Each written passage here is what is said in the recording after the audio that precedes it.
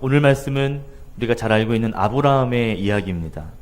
하나님이 아브라함에게 나타나셔서 그 앞에 1절에 보니까 갈대아 우르를 떠나 내가 너에게 주고자 하는 땅으로 나가라 라고 말씀을 하십니다.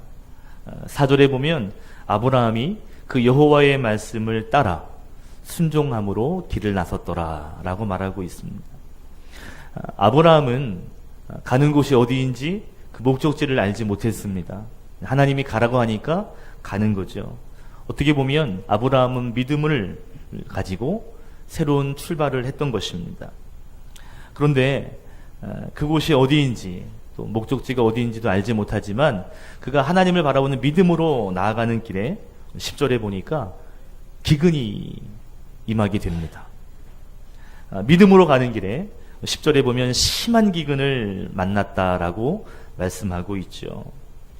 아브라함이 믿음으로 살고자 하는데 그런데 기근, 배고픔의 문제, 부족함의 문제를 만나게 되는 것이 오늘 성경의 배경입니다. 여러분, 우리가 믿음으로 가는 길 때로는 환상적이지 않습니다.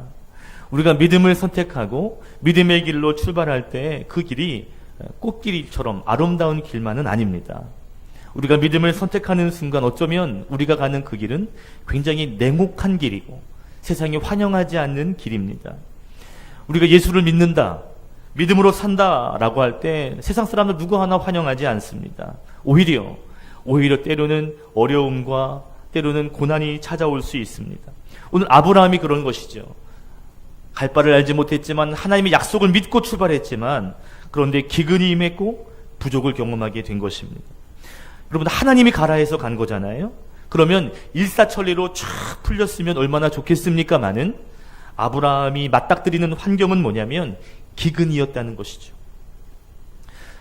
혼자라면 그 기근을 조금 더 쉽게 참아낼 수 있을 것 같은데 그런데 아브라함 옆에는 식솔들이 따랐습니다.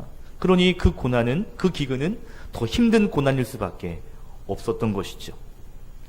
이런 상황 가운데 아브라함이 결정을 합니다. 뭘 결정하냐면 애굽으로 내려가야 되겠다라고 결정을 하죠. 그가 비록 고향을 등지고 아버지를 등지고 믿음의 길을 선택했지만 그가 기근을 만나게 되었을 때 그는 풍요의 땅인 애굽을 다시 선택하게 되는 겁니다. 여러분, 참 재밌는 건요, 살겠다고 나아가는 길이었는데 그런데 오늘 성경에 보니까 애굽에 가까이 이를 때 이 아브라함의 마음에 오히려 더 죽을 것 같은, 이러다가 애굽에서 죽을 수도 있겠다라는 그런 마음이, 그런 두려움이 밀려옵니다. 일단 먹고 살고 보자 라고 선택한 결정인데 그런데 애굽에 가까이 가면 가까이 갈수록 내 아내 사례가 아름다운데 그 애굽 사람들이 나를 죽이고 내 아내를 빼앗아가면 어떡할까? 살고자 간 길이 오히려 더 죽음에 직면하는 그러한 자리가 되었다는 것이죠. 여러분, 우리가 믿음으로 살다가 어려움을 만날 때가 있습니다. 그러다가 이 어려움 조금만 피해가자, 조금만 있다 가자 하고 믿음의 길에서 내려오면 잘 풀릴 것 같죠. 그런데 오히려 우리의 마음 가운데 더 큰 두려움과 더 큰 염려를 가져오게 될 때가 있습니다. 아브라함은요, 살고자 가는 길에 어쩌면 아내 때문에 죽을 수 있겠다 생각이 들어서 아내와 상의합니다. 뭐라고 상의하냐면 아내라고 하지 말고 누구라고 하자? 누이라고 하자. 누이라고 하면 애굽 사람들이 나를 죽이고 아내를 빼앗기진 않겠지. 누이라고 하면 최소한 죽이지는 않겠지. 이런 생각을 했던 것이죠. 아브라함은 지금 애굽으로 나아가면 나아갈수록 그런 생각을 하고 있는 겁니다. 여러분, 당시에 고대 중동 지역에는요, 아름다운 여인을 데리고 여행하면 그것은 죽음을 자초하는 것입니다. 왜냐하면 이 아름다운 여인을 취하는 방법이 크게 두 가지인데 하나는 돈을 주고 사는 것입니다. 어떻게 보면 지참금을 내고 그 여인을 데려가는 방법이죠. 또 한 가지 방법은요, 싸워서 빼앗는 것입니다. 당시에 전쟁에 이겨서 아름다운 여인을 전리품으로 데려가는 것은 데려가는 그 사람에게는 엄청나게 명예로운 일입니다. 내가 이렇게 힘이 있는 사람이야. 내가 전쟁에 이긴 사람이야 라는 것을 과시할 수 있는 것이 아름다운 여인을 데려가는 것입니다. 전쟁에 이겨서 미인을 데리고 사는 것은 그 사람에게 굉장히 자랑스러운 일이었습니다. 아브라함도 그러한 그 근동의 지역에 있는 정황들을 잘 알고 있는 것이죠. 그래서 생각한 것이 그것입니다. 아름다운 여인을 데리고 갈 때 혹시 나를 죽이고 아내를 빼앗기기보다는 오히려 누이라고 말하면 오히려 지참금을 주고라도 불이익을 당하지는 않겠다, 죽임당하지는 않겠다라는 생각을 했던 것입니다. 특별히 좀 있는 사람, 능력 있는 사람들은 싸워서 빼앗는 그런 방법보다 멋있게 돈을 지불하고 탁 데려오는 방법이 더 수준 높다는 것을 알기 때문에 사실은 그런 방법을 많이 택했죠. 지위가 높으면 높을수록 빼앗는 것보다는 정당하게 지불하고 얻는 것이, 그것이 더 그 사람의 수준을 더 자랑하는 방법이었습니다. 아브라함은 알고 있었던 거예요. 누이라고 이야기하면 안전할 수 있겠다.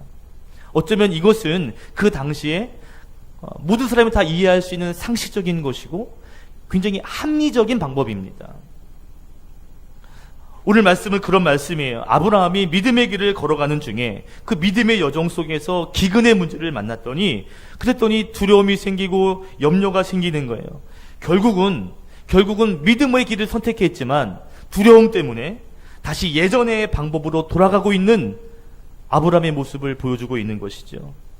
내가 믿음으로 결단하고 나아가는 길이지만 두려운 현실 앞에서 아브라함은 다시 상식적인 방법, 다시 합리적인 방법으로 그 길을 선회하여 가고 있는 것입니다. 여러분, 진짜 신앙은요, 삶의 기근을 만날 때 나타납니다. 그 사람이 삶의 문제를 만나고 정말 죽을 것 같은 두려움이 밀려올 때에 그 사람의 진짜 모습이 드러나게 되는 것이죠.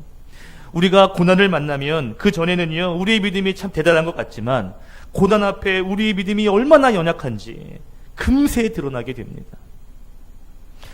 오늘 아브라함의 모습이 그런 거예요. 우리 13절 말씀을 함께 다시 한번 읽어보겠습니다.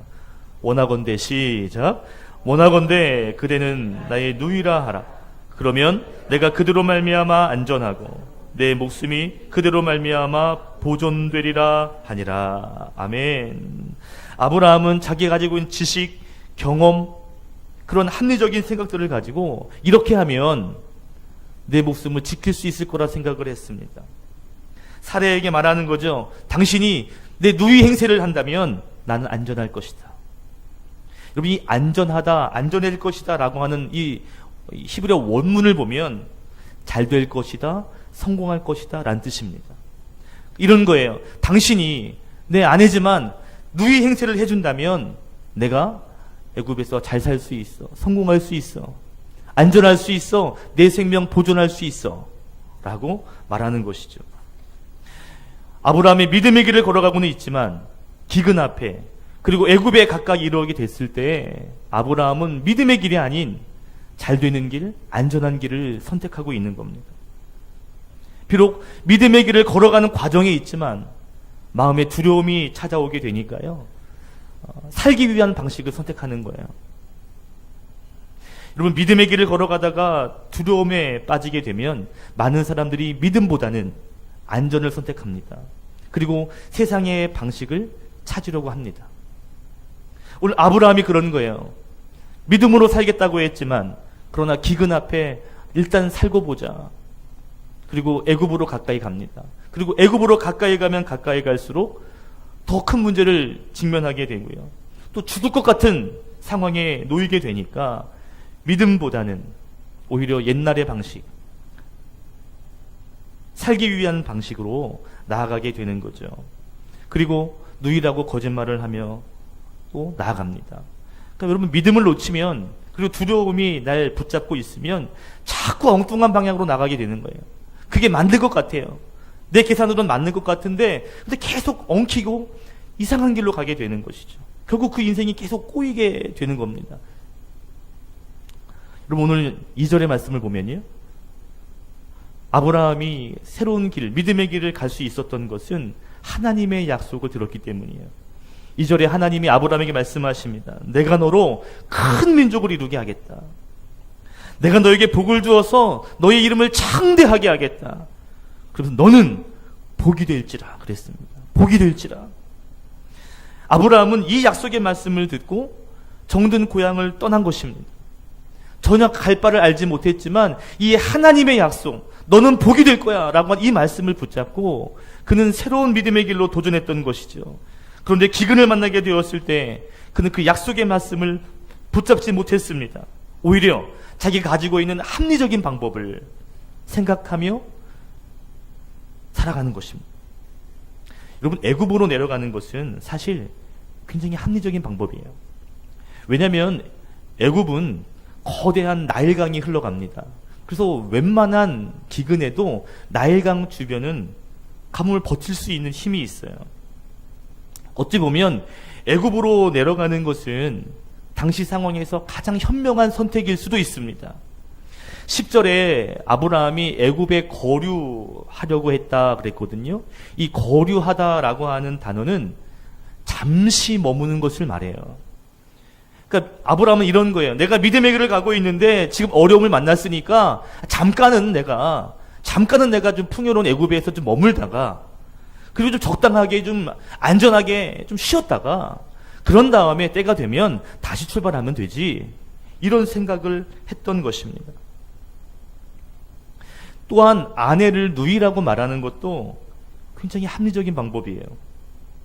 이 정도 거짓말은 이 어려운 상황을 딛기 위해 또 외국 땅에서 살아가기 위해서는 이 정도 거짓말은 괜찮지라고 생각을 했습니다. 실제로 사라가 이복 누이니까 아주 못된 거짓말을 한 것도 아니거든요. 거짓이 많은 세상에서 착한 거짓말 하는 정도는 괜찮지 않아? 이런 생각을 하는 것이죠.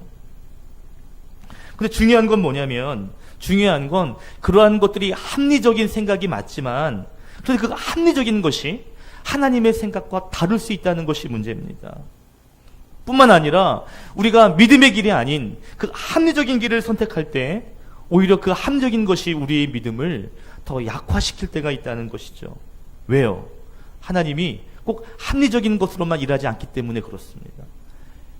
모든 것을 할 수 있는 분이 꼭 합리적인 방법만 선택해야 되나요? 아니에요. 하나님은 하나님 뜻대로 하십니다.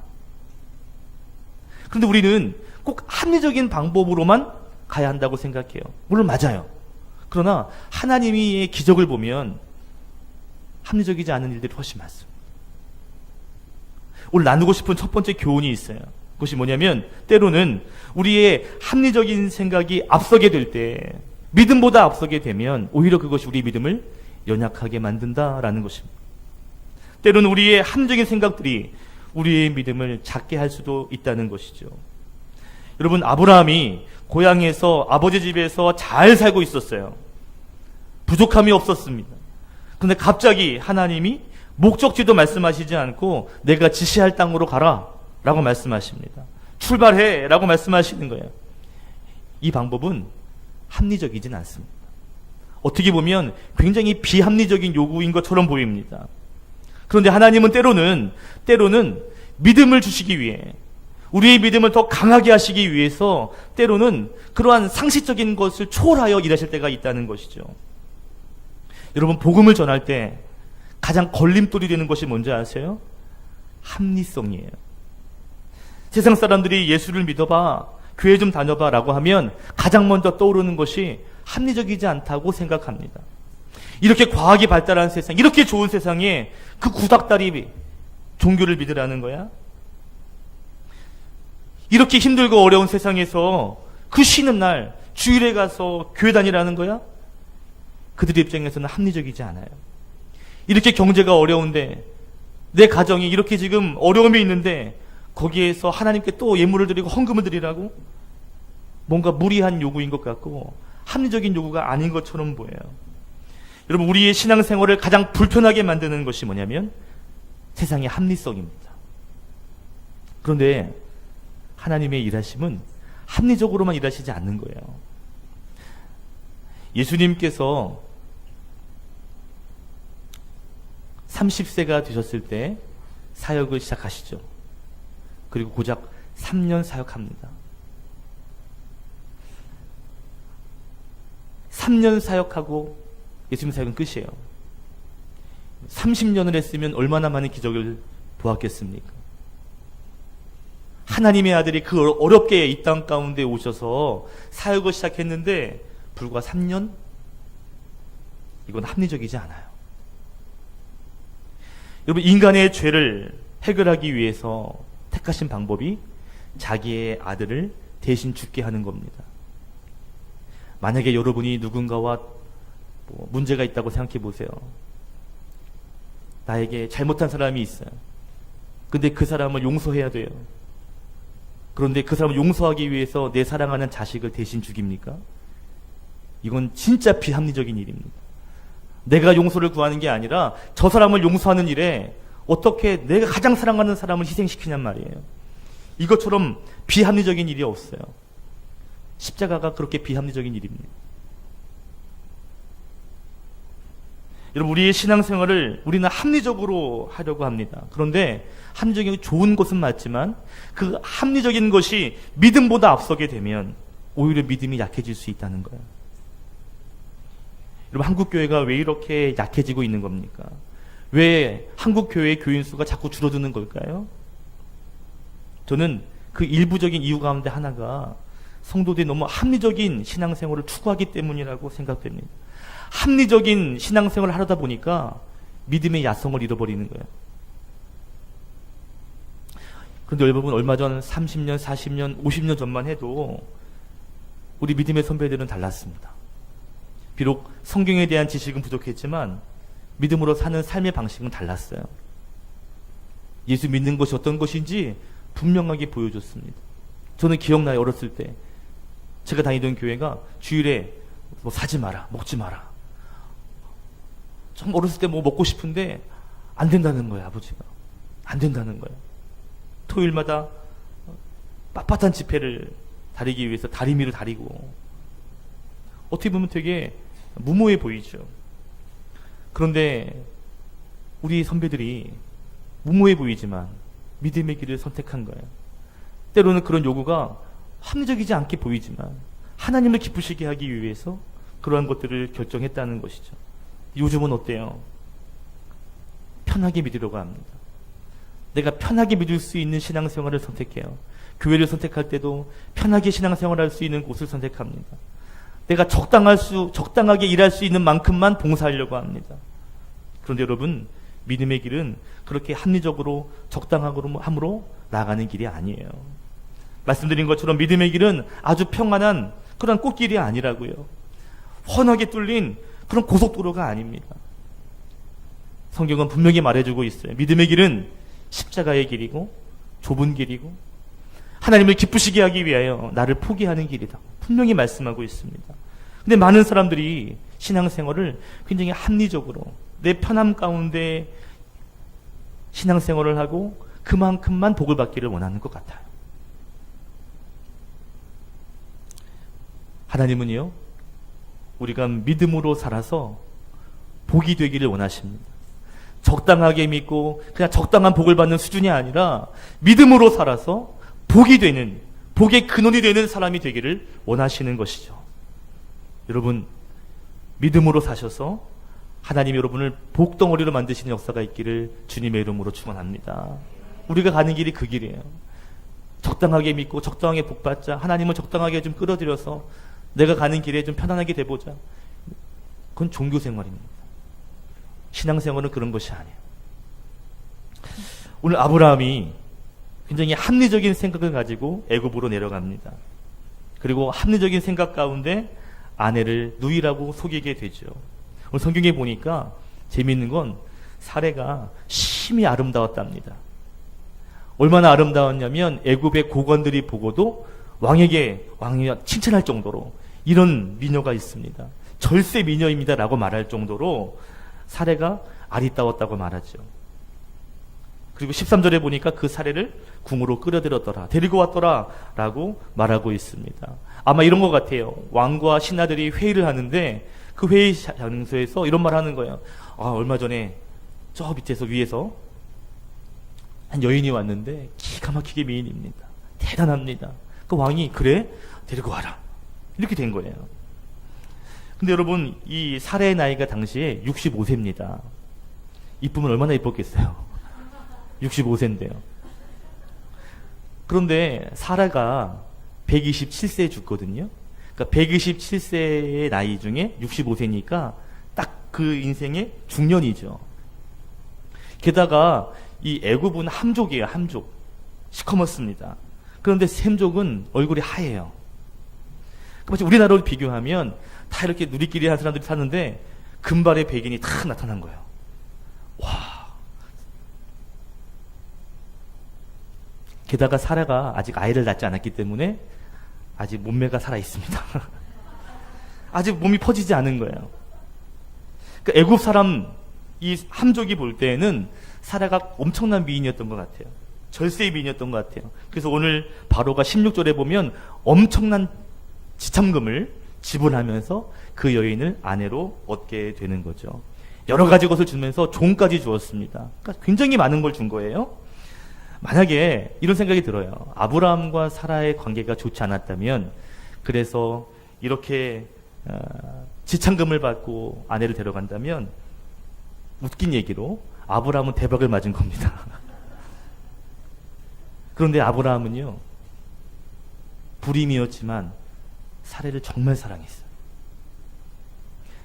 여러분, 살기 위해 믿음의 길을 잠깐 보류했는데 오히려 그것 때문에 가장 소중한, 가장 사랑하는 사람을 잃게 되는 위기에 놓이게 된 것이죠. 아브라함은 믿음의 길을 선택했습니다. 떠났습니다. 기근 앞에 결국 무너지고 아내를 빼앗기게 되는 일로 나가게 된 거예요. 물론 이 일은 아브라함이 초래한 일입니다. 살고자 했다가 오히려 더 소중한 것을 잃어버리는 그러한 상황을 만들게 된 거죠. 근데 중요한 건 이렇게 아브라함이 내려오고 애굽으로 내려가고 아브라함이 실수한 것인데, 놀라운 건 하나님이 아브라함의 삶에 개입하셔요. 이게 기가 막힌 일이에요. 실수는 누가 해요? 아브라함이 해요. 그런데 반전은 누가 일으켜요? 하나님이 일으키시는 거예요. 오늘 나누고 싶은 두 번째 말씀이 이거예요. 때로는 우리가 우리 삶 가운데 연약할 수 있습니다. 그런데 그 연약함을 통해서도 하나님은 하나님의 뜻을 이루어 가시는 거예요. 여러분, 아브라함이 살고자 믿음의 길에서 풍요의 길, 성공의 길, 애굽으로 내려갑니다. 그리고 자기 꾀로 말미암아 아내를 잃어버릴 상황까지도 놓이게 된 거예요. 근데 그러나 하나님이 그를 내버려 두시지 않아요. 하나님이 개입하시고 일하시는 거예요. 성경에 보니까 바로에게 재앙을 내렸더라 그랬습니다. 그래서 그 상황이 더 이상 진행되지 않도록, 악화되지 않도록 하나님이 막으셨어요. 성경에서는 이 재앙이 어떠한 재앙인지 구체적으로 말씀하지 않습니다. 그러나 이 바로 왕이 당시의 상황이 속였다는 것을 알 정도로 다 캐물어요. 이게 어떻게 된 일이냐. 그리고 아브라함 부릅니다. 그리고 따지는 거예요. 어찌하여 속였느냐, 어찌하여 이렇게 만들었느냐 라고 책망하죠. 그리고 억울하지만 재앙이 두려워서 사례를 돌려줍니다. 그리고 빨리 가라 재앙이 오기 전에 라고 부추기는 거예요. 오늘 본문은 아브라함의 믿음의 길을 가다가 선회한 이야기예요. 그러나 그 가운데 하나님이 개입하십니다. 재앙을 내리시고, 그래서 바로를 막으시고, 그리고 아브라함을 다시 믿음의 길로 데려가시는 모습을 성경은 말해주고 있는 거죠. 더 놀라운 건 하나님이 개입하셨더니 아브라함의 실수가 오히려 아브라함에게는 축복이 되었습니다. 오늘 많은 지참금 때문에 그가 거부가 되었거든요. 어떻게 보면 두려움으로 인한 실수였어요. 두려움 때문에 죽을 지경까지 내몰렸어요. 거짓말도 하고 그렇게 살았습니다. 그런데 오히려 그것을 통해서 하나님은 아브라함을 더 부하게 하십니다. 더 중요한 건 아브라함이 믿음의 조상이 될 수 있도록 다듬으시고 연단하시고, 그리고 그 하나님의 뜻으로 인도해 가시는 거예요. 여러분, 하나님은요, 우리 연약함을 잘 아세요. 만드신 이가 왜 모르시겠어요? 그래서 항상 우리와 함께 하기를 원하십니다. 불안한 거예요. 그리고 그렇게 어려움, 그렇게 문제가 생길 때 하나님께서는 하나님이 역사하셔서 다시 하나님의 사람으로 세워가기를 원하시는 것이죠. 오늘 성경이 그것을 보여주는 거예요. 오늘 말씀은 딱 두 가지입니다. 아브라함이 얼마나 믿음이 약한 사람인지를 보여줘요. 또 한 가지는 그렇게 약한 아브라함을 하나님이 포기하시지 않으시고 그의 실수를 덮어가시면서 다시 아브라함을 새로운 그 길로, 그 믿음의 길로 다시 데려가시는 것을 성경은 보여주고 있습니다. 여러분, 때로는 우리의 연약함 때문에 너무 낙심하지 마십시오. 우리가 믿음의 길을 가겠다고 결정하는 순간 하나님 우리와 함께 하십니다. 사실 우리가 믿음이 대단한 것처럼 보였지만 사실 우리가 믿음이 좋았던 때가 있었나요? 우리 믿음은 항상 연약했고 항상 불완전했습니다. 믿음이 있다고 자부하지만 그러나 문제 앞에 누구 하나 자신 있게 말할 사람 없어요. 흔들리고 요동합니다. 그런데 우리의 믿음이 그렇게 흔들릴 수밖에 없는 믿음이고 그렇게 작은 믿음인 것을 하나님이 아시기에 우리가 믿음의 길을 포기하지 않고 나아갈 때 하나님은 우리를 포기하지 않고 우리를 계속 인도해 가시는 것이죠.